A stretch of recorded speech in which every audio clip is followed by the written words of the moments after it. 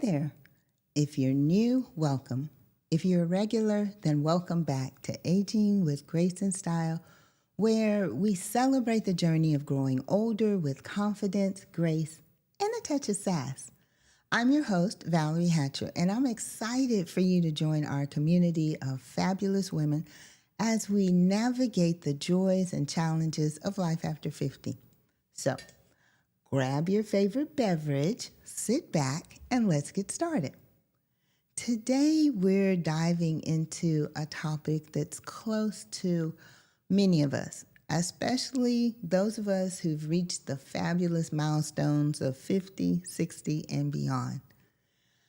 As we grow older, our health needs change, and we might face new challenges like managing chronic conditions, finding ways to stay active with joint-friendly exercises, and ensuring that we keep up with regular health screenings. This episode is dedicated to helping you navigate these aspects of aging with practical advice and tips. Now, I know what you might be thinking. Oh, Lord, here we go. Another lecture about eating salads and going to the gym. But fear not, my friend. I'm not here to nag or preach.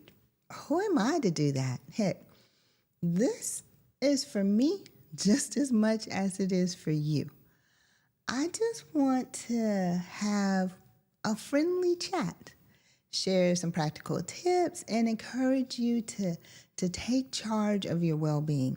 After all, age is just a number, right? Now, let's face it. As we get older, chronic conditions like diabetes, heart disease, arthritis, or high blood pressure might become part of our lives. These conditions can significantly impact our quality of life if they aren't managed properly. But guess what? We don't have to let these conditions control us. We can take charge and manage them like pros. Staying active can also become more challenging. So, joint pain or mobility issues might make it difficult to maintain the same level of physical activity that we enjoyed in our younger years.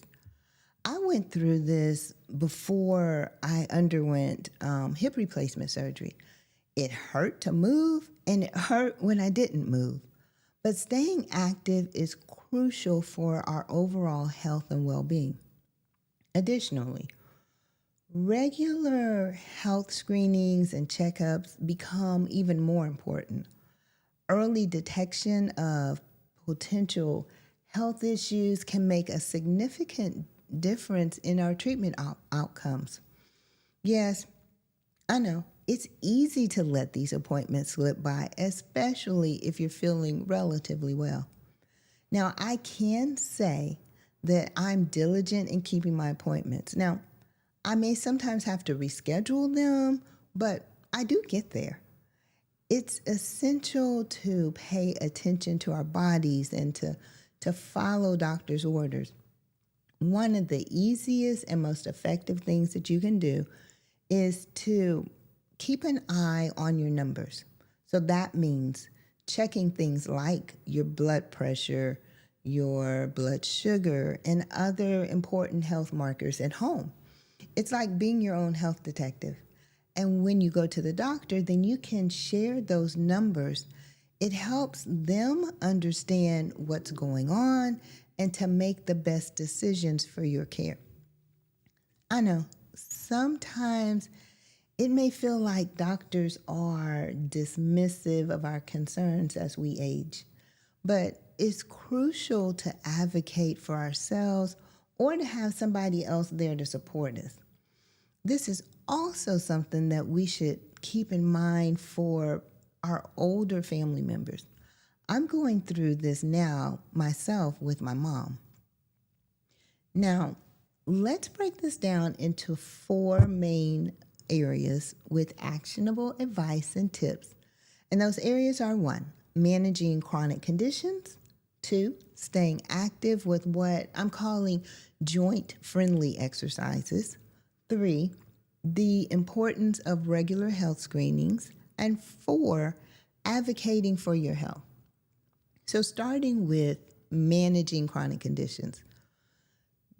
This is the first step in managing, or rather the first step in managing any chronic condition is to understand that condition. So educate yourself about it, its symptoms, its treatment options, and then speak with your healthcare provider to develop a management plan that's tailored to your needs. Then there's a medication and a treatment adherence. Now, I know those pill bottles can start to pile up, and it's easy to forget which ones to take and when to take them. But here's the thing. Medications are there to help us, not to stress us out. It's essential to take medications as they are prescribed and to follow your treatment plan. So find the system that works for you.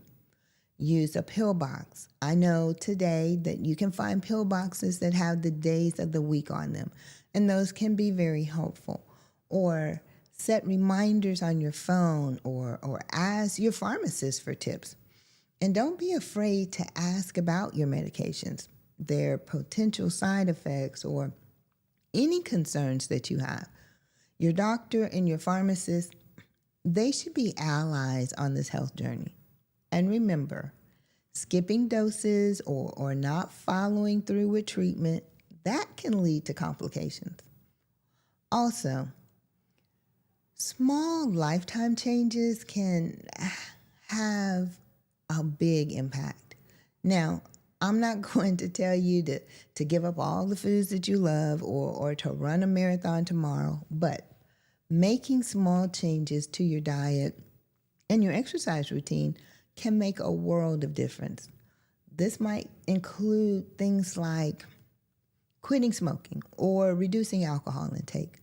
For instance, if you have diabetes, then monitoring your blood sugar levels and eating a balanced diet is crucial. And pay attention to your body. Really just listen to your body and take note of any changes or new symptoms. Early detection of issues can prevent complications. Now let's talk about staying active with joint-friendly exercises. As we age, our joints might not be as flexible or as pain-free as they once were. But that doesn't mean that we have to resign ourselves to a sedentary life. Movement helps keep our joints flexible and our muscles strong, whereas a sedentary lifestyle can lead to stiffness, reduced mobility, and increased risk of chronic diseases. Low-impact activities like swimming or cycling and walking are excellent for staying active without putting too much strain on your joints. These exercises can help maintain cardiovascular health or improve moods and increase overall mobility. Also, incorporating light strength training can help maintain muscle mass and improve joint flexibility. Using resistance bands or light weights can be really effective.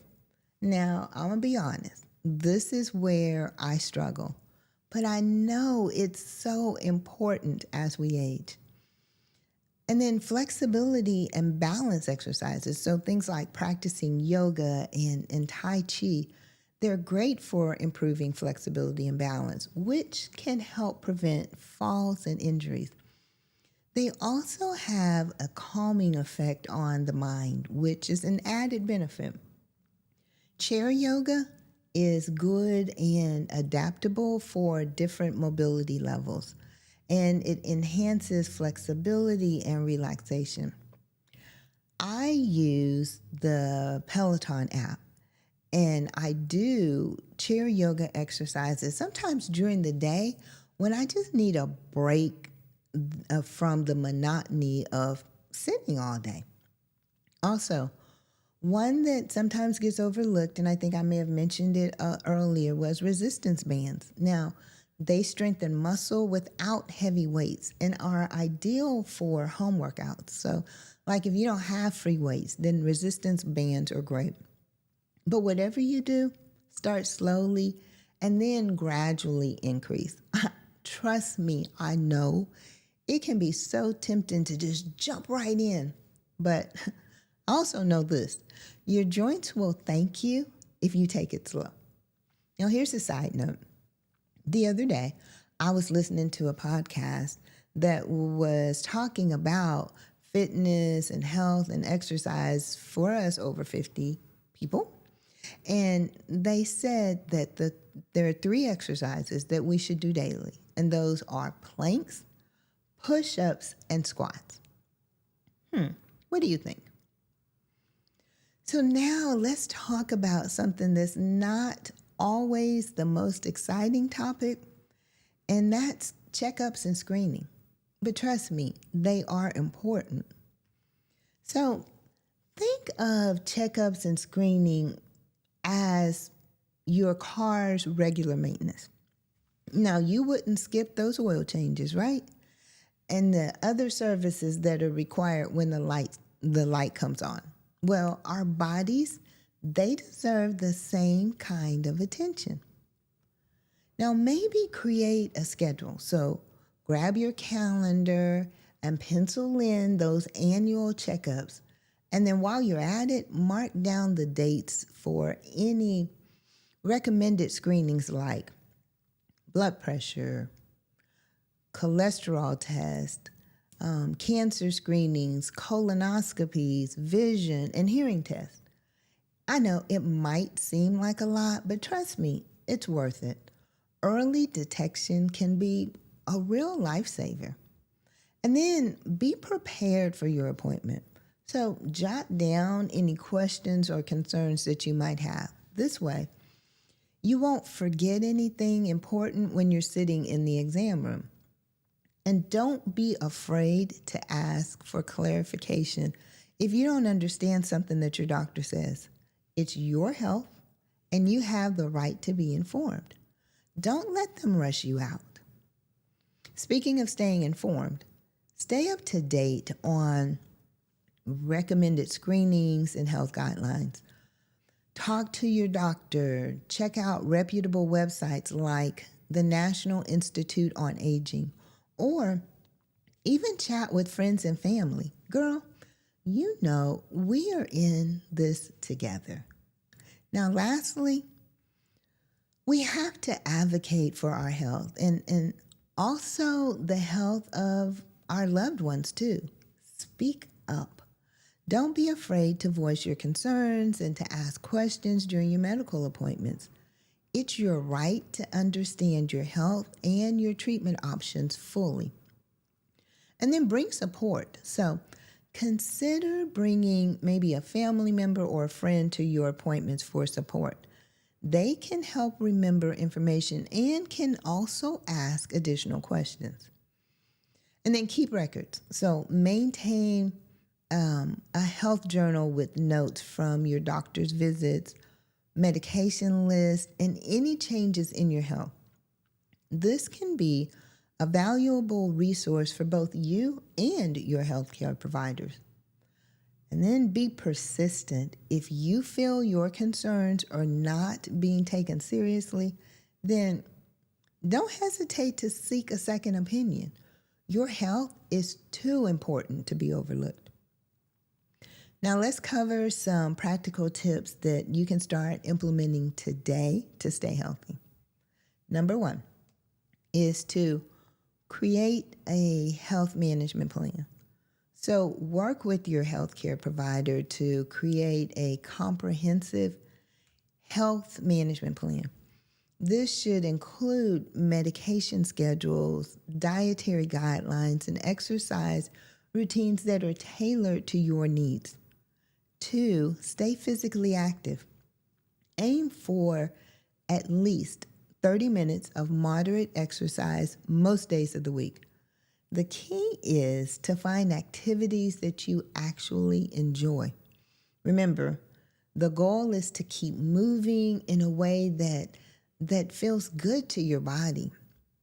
And then 3, monitor your health regularly. So keep a health journal to track your symptoms, your medication intake, and any changes in your condition. This can be a valuable tool for both you and your health provider. And then 4, join a support group. Connecting with others who are dealing with similar health issues can provide emotional support and practical advice. Look for local or online support groups where you can share experiences and tips. And then 5, prioritize mental health. Mental health is just as important as physical health. Practice mindfulness, engage in hobbies that you love, and stay connected with friends and family. If you're feeling overwhelmed, then don't hesitate to seek professional advice. Well, my friend, we covered a lot of ground today. By the way, I've added some resources in the show notes, so remember to check below. Now, remember, staying active over 50 and 60 is about managing chronic conditions as well as preventative care. We talked about staying active with joint-friendly exercise and the importance of regular checkups and screenings.